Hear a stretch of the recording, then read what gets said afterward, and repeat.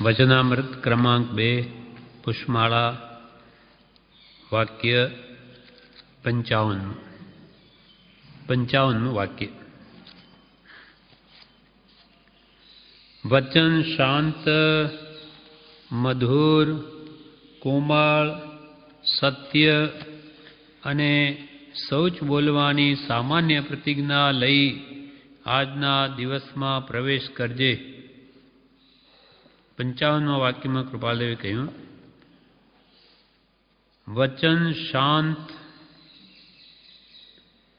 मधुर कोमल सत्य ने सोच बोलवानी सामान्य प्रतिज्ञा लई आजना दिवस में प्रवेश करजे। वचन शांत, शांत एटले कशाय रहित,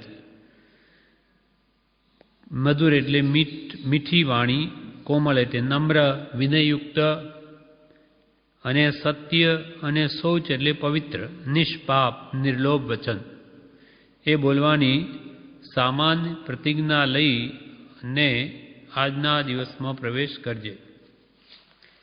एना विवेचन में जणावे छे 20 दोहा में वचन नयन यमना ही आवे छे। 20 दोहा में वचन नयन यमना ही आवे छे। आ पुष्प में वचनना संयम माटे सामान्य प्रतिज्ञा लेवानुं जणाव्युं।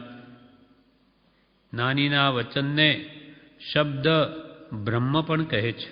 20 दोहा में खास आपणे चेतवणी आपी के एक तो वचन वाणी एनु ध्यान राखवुं, खूब विचारीने बोलवुं, नहीं तो वेर बंधाई जाए ए भवो भव चाले। वचन अने नयन, नयन आँखो ए पण जोईने राग करीने घणा कर्म बांधे, एटले आ बेनो संयम करवो जोईए। एनो के मैं नियम राख्यो नी, संयम कर्यो नी।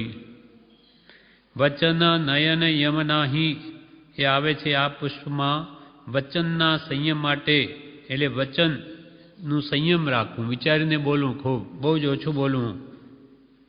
एम सामान्य प्रतिज्ञा लेवानुं जणाव्युं।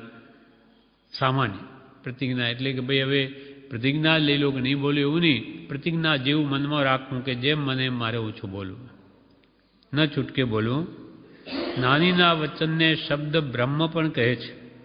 शब्द ब्रह्म, ब्रह्म एटले आत्मा परमात्मा। नानीना वचन ए भगवानना वचन होय तेवा ज छे।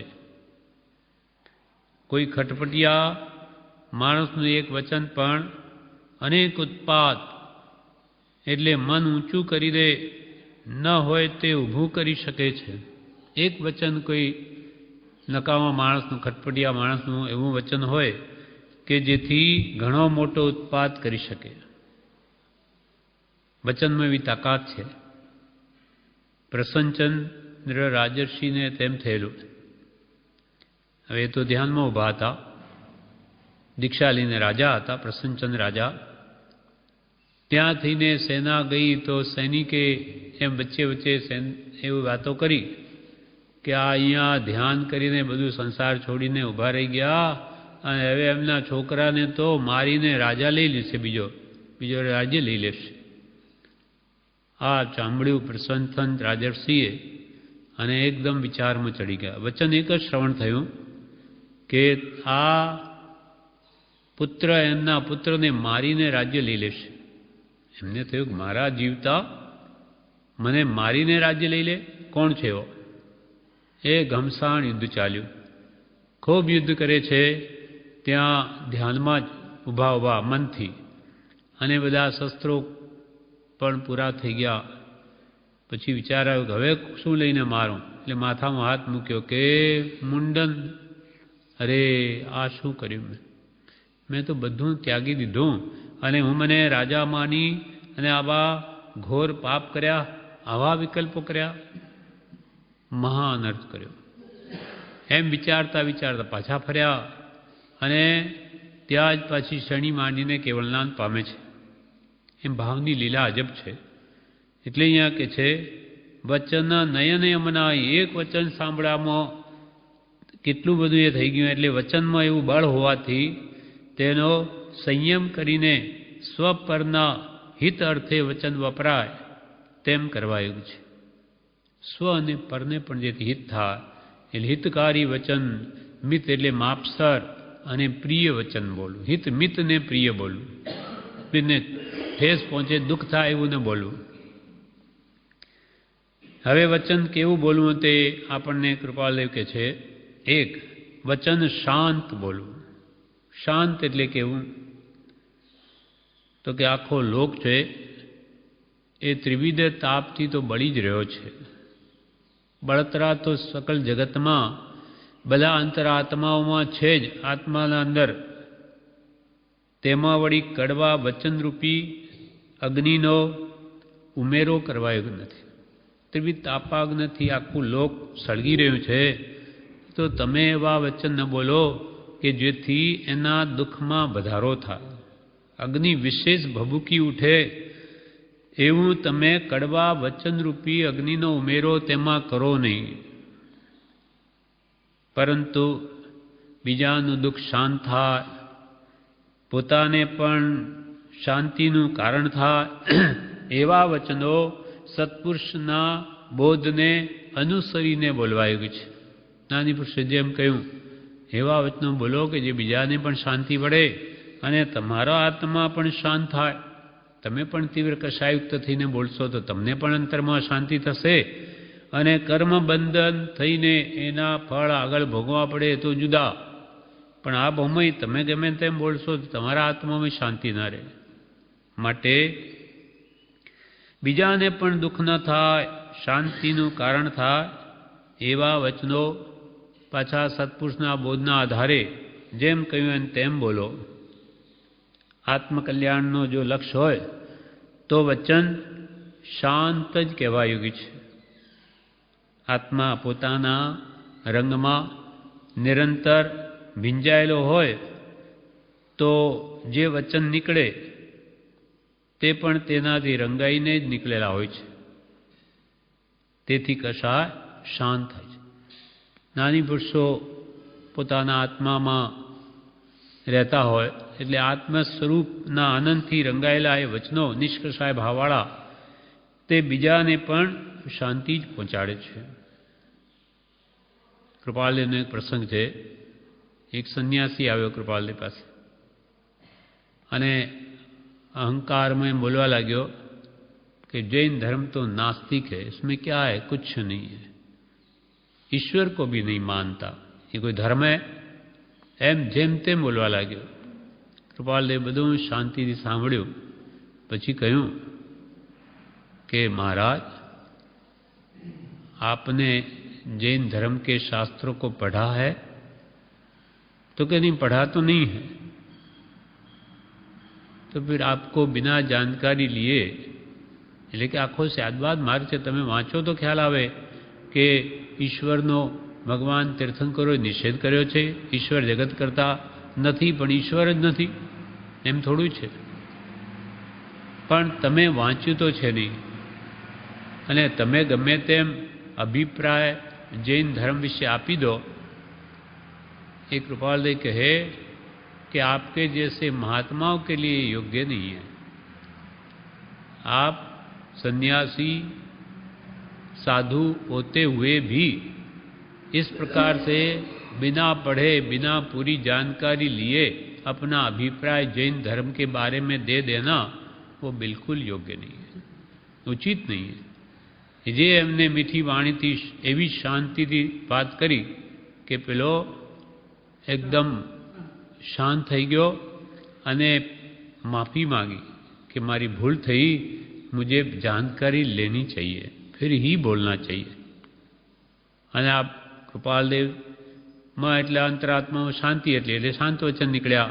અને બીજો આપણા જેવો હોય તો કે તમે શું બોલ બોલ કરો છો, કંઈ ભાન છે? ગમે તેમ આપણે બોલી જઈએ તો પેલાને અંદરમાંથી એ ભાવ જાય નહીં, વિશેષ દ્રઢ થાય કે આ બધું એવા જ હશે, આ બધા જુઓ આ જૈન લોકો બધા એવા જ છે. પણ એમના અંદરમાં કશાય ભાવો ન હોવાથી જે શાંતિ હતી એટલે એવા શાંત વચન નીકળ્યા કે જે સામાને પણ સોંસરા ઉતરી ગયા. એટલે એવી શાંત વાણી બોલો કે બીજાને પણ ગમે અને એને પણ એ વચનોની અસર થાય. કૃપાલદેવ કે વચન શાંત, મધુર કોમળ, સત્ય અને શૌચ બોલવાની સામાન્ય પ્રતિજ્ઞા લઈ આજના દિવસમાં પ્રવેશ કરજે. આ શાંત વચનો વિશે કહ્યું. હવે મધુર. મધુર એટલે મીઠી વાણી. આલોચનામાં આપણે સવારમાં બોલીએ છીએ, ફેલે પ્રેમ પરસ્પર જગ મેં, મોહ દૂર પર રહા કરે. અપ્રિય કટુક કઠોર શબ્દ નહીં, कोई मुख से कहा करें. कोई मुख से कहा करें. अप्रिय कटुक कठोर वचन शब्द नहीं कोई मुख से कहा करे. કોઈ મોઢેથી એવા વચન ન બોલે કઠોર કે જેને કડવા કર્કશ સામાનું હૃદય ભેદાઈ જાય, દુઃખી થાય એવા કટુ વચન, કઠોર વચન તે કે છે. અને અપ્રિય બોલવા નહીં. પણ બધાના પરસ્પર હૃદયમાં પ્રેમ જાગે, પાછો મોહ દૂર રહે. પહેલે પ્રેમ પરસ્પર જગમે પણ મોહ દૂર પર રહા કરે. અપ્રિય કટુક કઠોર વચન કે શબ્દ નહીં કોઈ મુખ સે કહા કરે. કોઈ બી મોઢાથી આ વચન નહીં બોલે. એ મેરી ભાવનામાં આ કહ્યું. આ ત્રણેય દોષ નીકળી જાય ત્યારે વચન મધુર થાય. બધું વચનોમાં મધુરતા ક્યારે આવે તો કે અપ્રિયતા નીકળી જાય, કટુપણું નીકળી જાય અને કઠોર શબ્દપણું પણ નીકળી જાય ત્યારે એ વચનોમાં મધુરતા આવે છે. હવે અણગમતું જે સારું ન લાગે તે અપ્રિય વચન તથા કટુક એટલે કડવું, એટલે મનમાં ન ગોઠે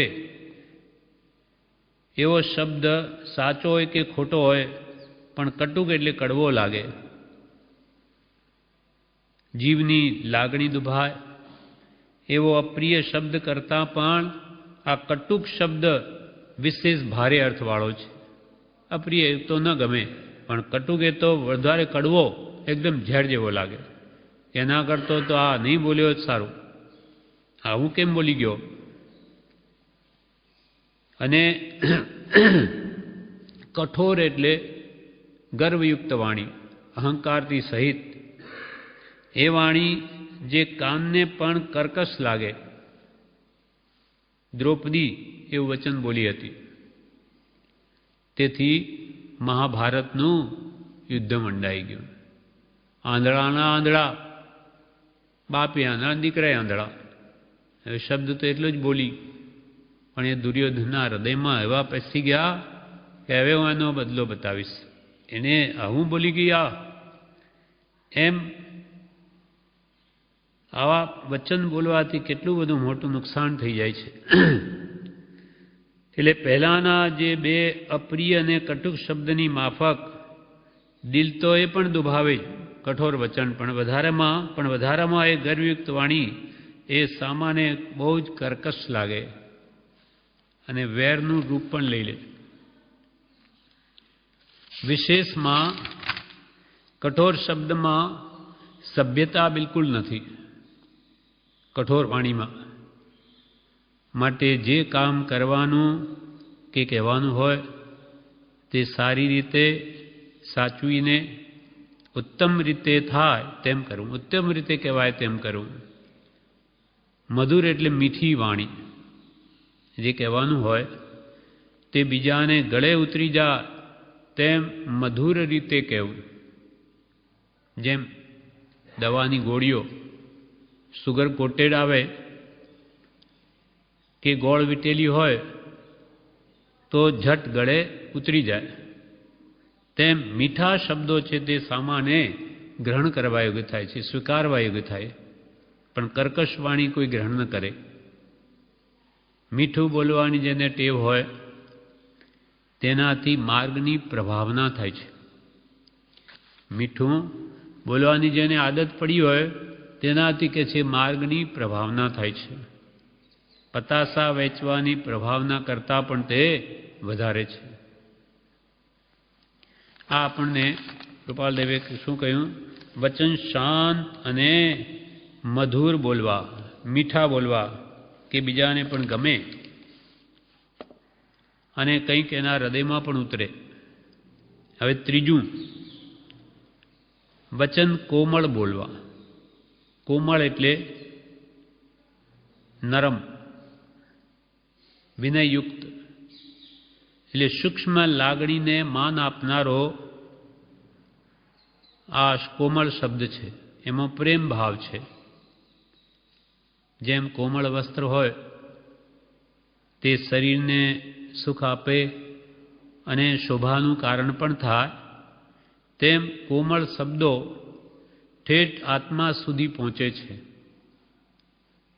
કવિઓ પાસે એવી કળા હોય છે કે જે અવ્યક્ત ભાવો હૃદયમાં રહેલા હોય તે સુંદર લલિત પદોથી તે જાગૃત કરે છે. પોતાના અંદરમાં જે ભાવો રહ્યા હોય તે કવિઓ તે સુંદર રીતે એને કવિતામાં પ્રગટ કરે છે. જેમ સંગીત, ચિત્ર વગેરે કળાઓ તે હૃદયના કોમળ ભાવોને પ્રગટ કરે, તેમ શબ્દમાં પણ એવી શક્તિ છે. સંગીત હોય, એવા ચિત્ર હોય, તે આપણા હૃદયમાં એ કળાઓ કોમળ ભાવોને ઉત્પન્ન કરે છે. તેમ શબ્દમાં પણ એવી શક્તિ છે. એવી શક્તિવાળા શબ્દોને કોમળ કહેવાય છે. કોમળ વચન એ તો પહેલી ભૂમિકામાં હોવું જોઈએ. મોક્ષ માર્ગનો આરાધક જીવ હોય એની પહેલી ભૂમિકામાં જ એના વચન તો કોમળ હોવા જોઈએ. એટલે અહીંયા કૃપાલદેવે પણ કહ્યું, મંદ વિષયને સરળતા, સહયાજ્ઞા સુવિચાર, કરુણા કોમળતા દિગુણ, પ્રથમ ભૂમિકા ધાર. મંદ વિષય, 5 દિનના વિષયોની મંદતા હોવી જોઈએ, સરળતા હોવી જોઈએ, માયા કપટનો અભાવ, સહ આજ્ઞા, જ્ઞાની પુરુષોની આજ્ઞા અનુસાર સુવિચાર હોવા જોઈએ, કરુણા ભાવ હોવો જોઈએ, સર્વજીવો પ્રત્યે દયાભાવ હોવો જોઈએ, અને કોમળતાદિ ગુણ, કોમળતા આદિ ગુણ એ પ્રથમ ભૂમિકાના ધારકને હોય. પહેલી ભૂમિકામાં જે આવે તેને પણ આટલા ગુણો તો હોય. કરુણા કોમળતાદિ ગુણ પ્રથમ ભૂમિકા ધાર.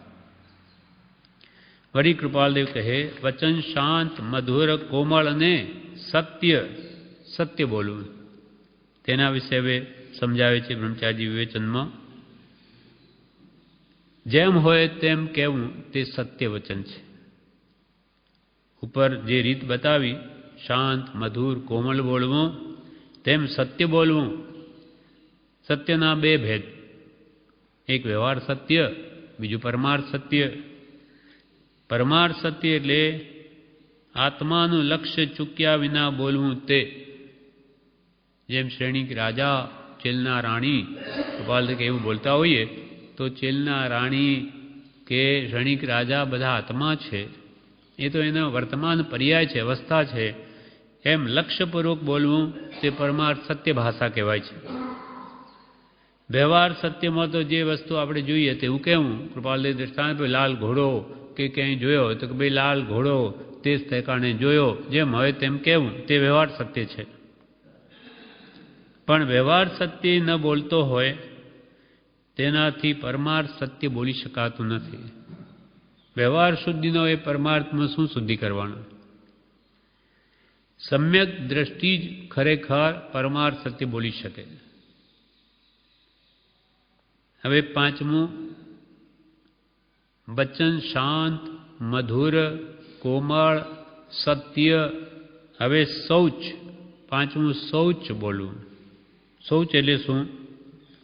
શૌચ એટલે પવિત્ર, નિર્લોભી વચન, નિસ્વાર્થી વચન. કોઈ પણ વચન બોલીને એના અંદર કોઈ મેળવવાની કાંક્ષા નહીં, ઈચ્છા નહીં. નિર્લોભી વચન બોલવું, નિસ્વાર્થી વચન બોલવું. એટલે જ્યાં સ્વાર્થ હોય, કોઈને છેતરવાનું કે કોઈની પાસેથી કંઈ લઈ લેવું હોય, તેથી મીઠા વચન બોલતો હોય તો તે પવિત્ર વચન નથી. શૌચ એટલે પવિત્ર, એટલે લોભાદી કષાય જ્યાં હોય ત્યાં મલિનતા હોય છે. ત્યાં પછી એ કષાય ભાવોથી એ સત્ય જૂઠ બધું મિશ્રણ ગમે તે બોલી દે, કેમ કે અંદરમાં કંઈ મેળવવાની ઈચ્છા છે, સ્વાર્થ છે. પણ નિસ્વાર્થી વચન બોલવું, કંઈ મેળવવું નથી એવી ભાવના એ શૌચ એટલે પવિત્ર વચન જેમ છે તેમ કહેવું. આ પ્રમાણે કૃપાલદેવ કહ્યું, વચન શાંત, મધુર, કોમળ, સત્ય, શૌચ બોલવાની સામાન્ય પ્રતિજ્ઞા લઈ આજના દિવસમાં પ્રવેશ કરજે. હવે સામાન્ય પ્રતિજ્ઞા લે એટલે કે એકદમ પ્રતિજ્ઞા લઈ લઉં હું તો આમ જ બોલીશ એમ નહીં. સામાન્ય જાણે મને પ્રતિજ્ઞા જેવું જ છે એવું મનમાં રાખીને જાણે આ પ્રમાણે બોલવું. હવે સામાન્ય પ્રતિજ્ઞાનો અર્થ કરે છે. સામાન્ય પ્રતિજ્ઞા એટલે કોઈ વ્રત લેવા જેવી આ કડક વાત નથી કે ભાઈ તમે આ વ્રત લઈ લો, આમ જ બોલવાનું. એમ વ્રત લેવા જેવી આ કડક વાત નથી, પણ તે ચૂકવું નથી. પણ સત્ય કે આ રીતે શૌચ, કોમલ આ બધું બોલવાનું ચૂકવું નથી એવો ભાવ રાખીને દિવસનું કામ શરૂ કરજે. બીજાની સાથે બોલવું પડે તેમાં બહુ સાચવીને વર્તવા કહ્યું છે. આ ધ્યાન રાખવા જેવું છે. આ વાણી, આ જીભમાં મીઠાશ છે અને કડવાશ પણ છે. ઝેર પર આમ જ વસે અને અમૃતે આમ જ છે. અમૃત જેવી વાણી પણ મોઢેથી જ બોલાય અને ઝેર કરતાંય વિશેષ હલાલ ઝેર જેવી વાણી પણ અહીંયાથી નીકળે. એટલે ખૂબ જ વિચારીને બોલવું.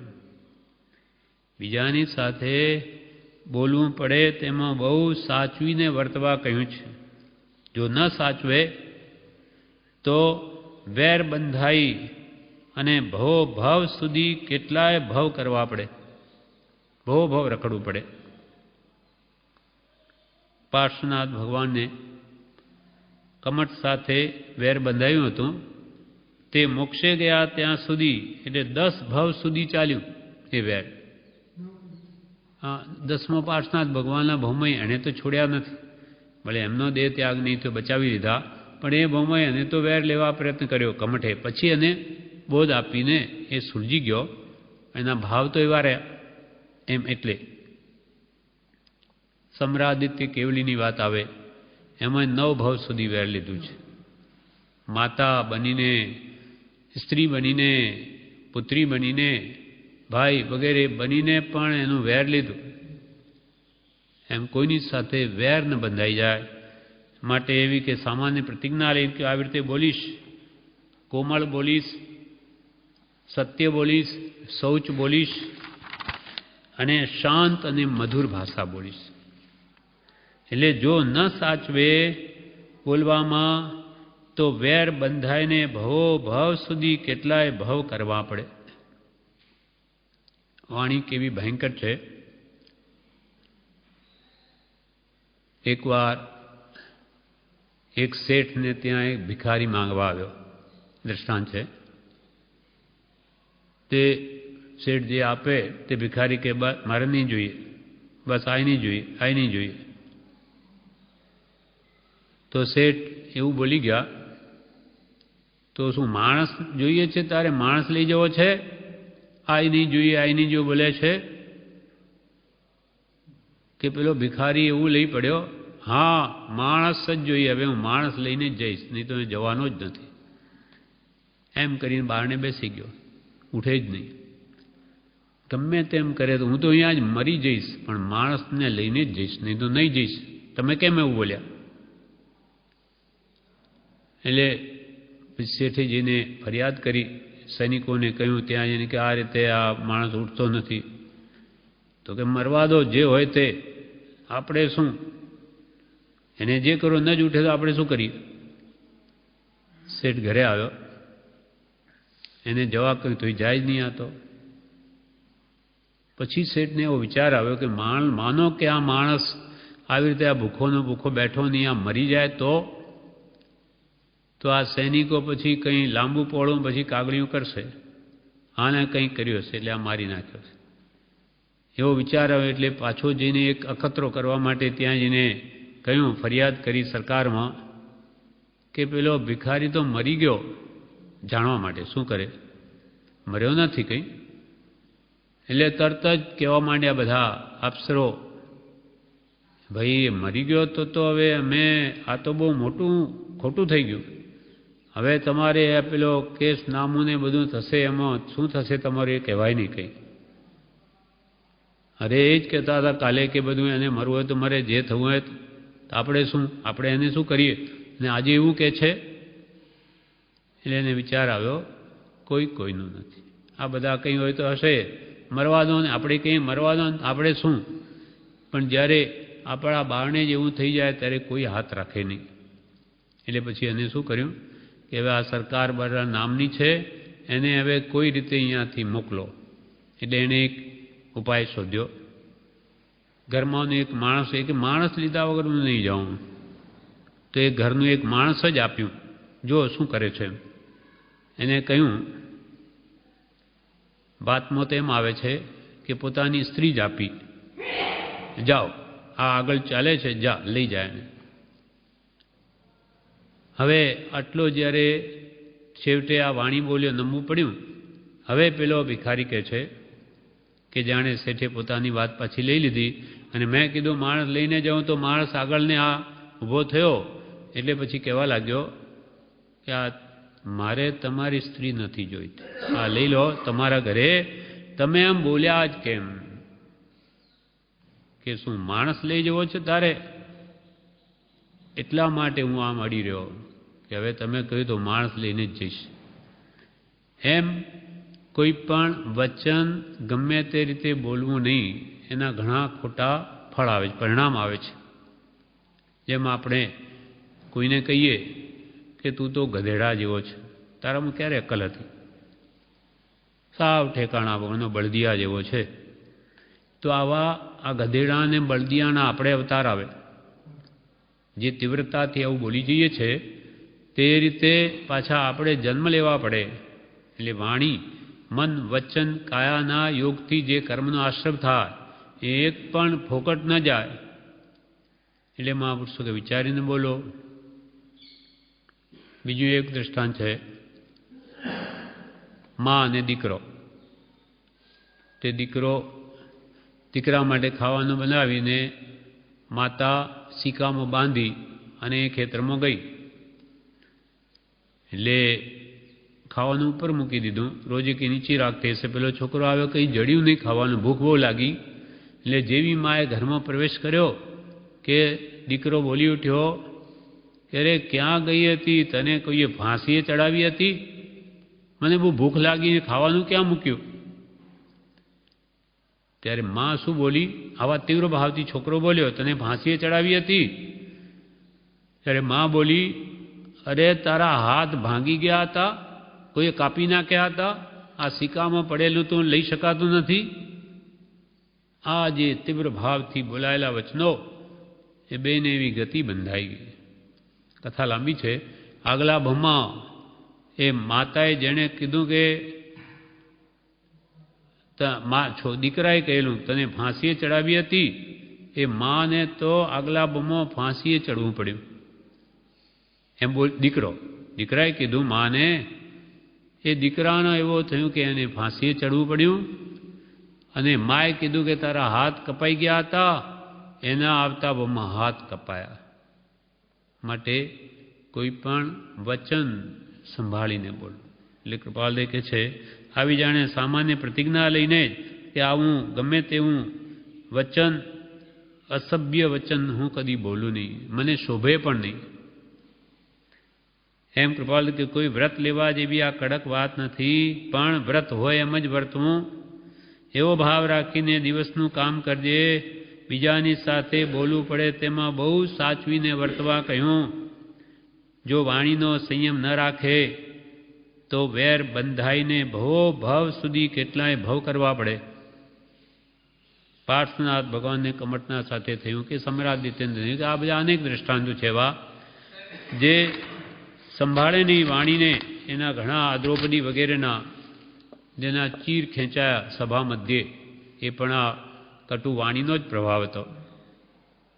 એટલે કૃપાલદેવ કહે છે વચન શાંત, મધુર, કોમળ, સત્ય અને શૌચ બોલવાની સામાન્ય પ્રતિજ્ઞા લઈ આજના દિવસમાં પ્રવેશ કરજે. હવે 56મું વાક્ય. કાયા મળ મૂત્રનું અસ્તિત્વ છે, તે માટે આ શું અયોગ્ય પ્રયોજન કરી આનંદ માનું છું એમ આજે વિચારજે.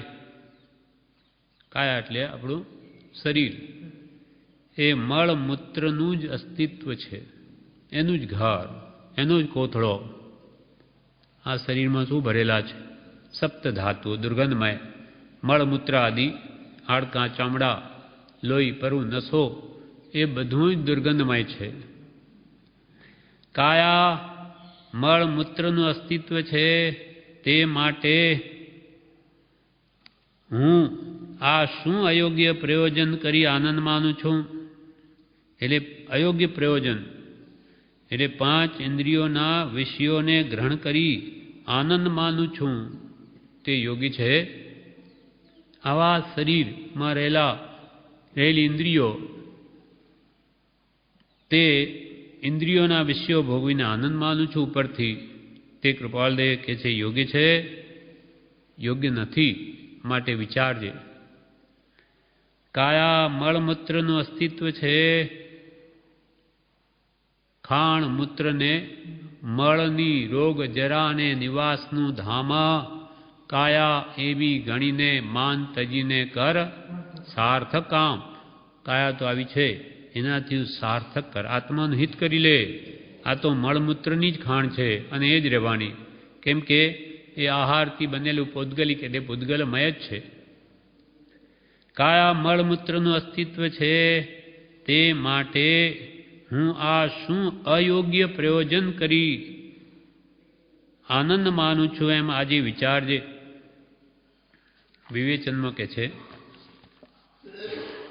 સવારથી ઉઠીને શરીરની સંભાળ લેવી પડે છે, પણ તે કાયા કેવી છે તેનું સ્વરૂપ જણાવ્યું છે. સવારથી ઉઠીને જ આ કાયાનું દાંતણ, મળ મૂત્ર ત્યાગ, પછી પાછા મોઢું સાફ કરો, પછી એને ખાવાનું આપો, કેટલી બધી એની આ કરવી પડે સવારથી સાંજ સુધી સેવા. સવારથી ઉઠીને શરીરની સંભાળ લેવી પડે છે, પણ તે કાયા કેવી છે તેનું અત્રે સ્વરૂપ જણાવ્યું છે. મળ મૂત્રનું અસ્તિત્વ છે, એટલે જેમાંથી એ શરીર ઉત્પન્ન થયું તે બધી વસ્તુઓ ગંદી છે, અને જેનાથી એ પોષણ પામે શરીર તે ખાધેલો ખોરાક છે. ખોરાકનું આ બનેલું આ રૂપ થયું એનું. અને જ્યારે એ જ ખોરાક ખાઈ ગયા પછી હોંકી કાઢે, ઉલટી કરે તેની, ત્યારે જેમાંથી એનું પોષણ થાય તે વસ્તુ કેવી છે તે પ્રત્યક્ષ જણાય. ઉલટી કરીને બહાર કાઢ્યું તો ખ્યાલ આવે કે આ શરીરમાં એને સ્પર્શ થયો કે એ આહાર પણ બધો ગંદો થઈ ગયો બધું, એટલે ચિત્રી ચડે એવું થઈ જાય. ઉલટી થાય તો ગમે નહીં, અને મળમૂત્ર રૂપે તે આહારનું કેવું વિકૃત સ્વરૂપ થઈ બહાર આવે તે પણ દેખાય છે. ગમે તેવા બદામ, પિસ્તા, સુગંધી પદાર્થો ખાધા હોય કે શરીરનો સંગ થઈને એકવાર બહાર આવ્યું કે દુર્ગંધમય બની જાય, પછી એને કોઈ જોવું ન ગમે, અથવા આહારનો પછી મળમૂત્ર બનીને બહાર આવે એ પણ આપણને દેખાય છે. એટલે શરીર એ અસૂચિ વસ્તુનો જ કોથળો છે. કોઠીમાં અનાજ ભરેલું તો અનાજ આવે, મળમૂત્ર ભરેલા તો મળમૂત્ર બહાર આવે. એટલે નવે દ્વાર શરીરમાં નવે દ્વારમાંથી મેલ જ નીકળે, કેમ કે અંદર એ જ ભરેલું છે. એ લક્ષમાં રહે તો આ દેહના કાર્યમાં આસક્તિ ન થાય. લક્ષ્યમાં હોય તો એના આવા કાર્યમાં દેહથી આનંદ લેવા જતાં આસક્તિ ન થાય. જરૂરિયાત પૂરતી એની સંભાળ લેવી પડે, પણ વિલાસમાં વૃત્તિ ન જાય. આ ધ્યાનમાં હોય કે આ તો અસૂચિની જ ખાણ છે, એમ અસૂચિ ભાવના વડે એ ભાવ દ્રઢ કર્યા હોય તો કે છે પછી વિલાસમાં એની વૃત્તિ ન જાય. તે અર્થે વિચારવાનું કહે છે કે હું આ શું અયોગ્ય પ્રયોજન કરી આનંદ માનું છું. નિમિત્તો એવા છે કે દર્પણમાં જુએ ત્યારે અહંકાર થાય. કપડાં મોઢું દર્પણમાં જોઈએ તો એનો પાછો અહંકાર થાય. નિમિત્તો બધા એવા કપડામાં, ઘરેણામાં, બધે જ્યાં વૃત્તિ ચોટી છે તે ઉખાડવા માટે વિચાર કરવા કહે છે. શરીરમાં, કપડામાં, ઘરેણામાં જ્યાં જ્યાં વૃત્તિ ચોટી તે ઉખાડવા માટે વિચાર કરવા કહે છે કે હું શાની સંભાળ રાખું છું. હું સવારથી સાંજ સુધી કોની સંભાળ રાખું છું. વિષ્ટાનું પોટલું છે તેની, વિષ્ટાનો કોથળો એની સંભાળ રાખું છું. અને શા અર્થે આ હું કરું છું. પ્રભુશ્રીજી અહીંયા બ્રહ્મચારીજી કહે છે કે પરમ પૂજ્ય પ્રભુશ્રીજી આ વાત સમજાવવા માટે એક દ્રષ્ટાંત આપતા. પ્રભુશ્રીજી કે એક સાધુ હતો. હવે એના આ વાત સમજાવવા દ્રષ્ટાંત આપે. એક સાધુ હતો, તેની પાસે એક બાઈ શાસ્ત્ર ભણવા જાય. કેટલાક પ્રકરણ એને શીખવાડ્યા સાધુએ, પણ એ નિમિત્તથી તે સાધુની વૃત્તિ ચલિત થઈ. પ્રતિબંધ વધતો ગયો. એને ત્યાં જ આહાર પાણી લેવા કોઈ નિમિત્તે તે સાધુ જાય, ત્યાં બેસે, વાતો કરે અને કોઈ ન હોય એવો પ્રસંગ શોધે. સાધુની વૃત્તિ ચલિત થઈ. એટલે બાઈ જાણે કે આપણે સાધુને વરાવવાનો લાભ મળે છે ઘરે આવે એટલે, અને મને મળાવે એમ કરીને કે સારું કે મને તો આ સાધુને વરાવવાનો લાભ મળ્યો, માટે ઉલ્લાસથી તે દાન વગેરે આપતી. એક દિવસે સાધુએ નિર્લજ્જપણે પોતાની આવી હલકી વૃત્તિ તેની આગળ પ્રગટ કરી. બાઈ સમજી ગઈ, પણ આપણા ગુરુ છે માટે એને શિખામણ આપી એવો મનમાં વિચાર રાખી અને સાધુને તે બાઈએ કહ્યું કે આ વખતે આવતીકાલે આવજો. એટલે સાધુ પાછો ચાલ્યો ગયો. પછી તે બાઈએ શું કર્યું, રાત્રે પોતાના પતિને એમ કહ્યું કે ઘણા દિવસથી મને કબજિયાત રહે છે. હું તે કહેવાનું ભૂલી જતી હતી, પણ આજે સવારે પહેલાં તમે ડાક્ટર પાસે જઈને એવી કોઈ સખત દવા લાવો કે 5-10 ઝાડા થાય. વૈદ ન આપે તો પણ 2 દિવસ ઉપરા ઉપરી લેવાની જરૂર છે એમ કહીને વધારે લાવજો. પોતાના પતિને એમ કહ્યું કે તમે ઝાડા મને થાય બહુ, એવી દવા લાવો. પાછો વૈદ ના પાડે કે ભાઈ એટલું બધું નહીં લેવાય, તો કે બહુ સખત કબજિયાત છે એટલે 2 દિવસ લેવું પડશે, લાગ લગાડે વધારે આપો એમ કહીને લઈ આવો.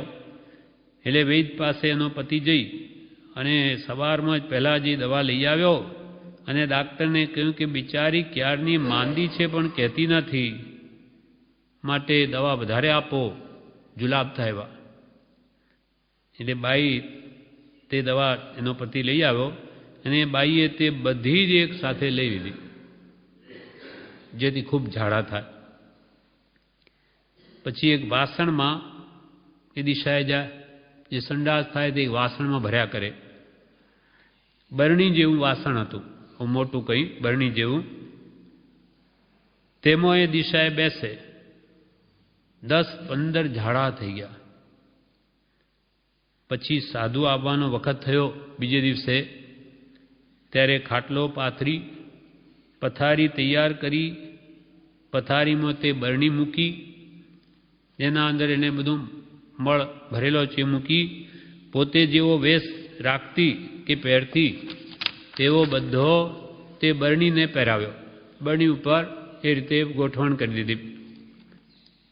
ખાટલા ઉપર બરણી મૂકી એને આવા કપડાં પહેરાવી દીધા અને મોઢું ઓઢ્યું હોય તેમ ઠાઠમાઠ કરીને ત્યાં રાખી મૂકી બરણીને, તથા સાધુને પહેરવાનો એક ચલોઠો પણ તૈયાર રાખ્યો. એ પણ બાઈને ખબર છે કે કંઈક થશે એટલે એક ચલોઠો જોઈશે, એટલે પહેરણ કપડું એક ઓઢવાનું એવું ચલોઠો. પછી બારણું બરોબર વાસેલું નહીં તેમ વાસીને એક ખૂણામાં અંધારામાં તે બાઈ બેસી રહી. સાધુ આવ્યો, બારણું ઉઘાડીને અંદર બેસી બારણું વાસ્યું. પછી જોયું તો ખાટલા ઉપર કોઈ બેઠેલું દીઠું, એટલે એ પણ ખાટલામાં બેઠો. બરણીને ગળે હાથ મૂકીને નમાવી કે અંદરનું બધું એના પર ઢળી પડ્યું. અરે આ શું થયું? બરણીમાં જે મળમૂત્ર ભરેલા એ બધું જ એના ઉપર ઢળી ગયું. બરણીને ગળે હાથ મૂકી સાધુએ નમાવી કે અંદરનું બધું એના પર ઢળી પડ્યું. અરે આ શું થયું? એમ વિચારી પૂછ્યું કે કોઈ છે કે નહીં. ખૂણામાં બાઈ બેઠેલી હતી, તેણે ચલોઠો રાખેલો હતો તે લઈને ઊભી થઈ અને બારણું ઉઘાડી નાખ્યું. પહેલાં તો તે બાઈનું શરીર ઝાડા થવાથી ફિક્કું પડી ગયું હતું. 10-15 ઝાડા થઈ ગયા એટલે તે બાઈનું શરીર ઝાડા થવાથી ફિક્કું પડી ગયું હતું, નંખાઈ ગયું હતું, તદ્દન અશક્ત બની ગયું હતું. સાધુએ પૂછ્યું, આ શું થયું? રૂપ ક્યાં ગયું? બાઈએ કહ્યું, આ બરણીમાં. તારું રૂપ ક્યાં ગયું? તો કે આ બધું બરણીમાં.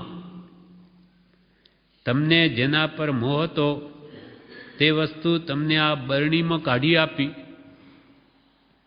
રૂપ પર તમને મોહ હતો તે ઝાડા થયા તેથી જતું રહ્યું અને મોઢું લેવાઈ ગયું છે.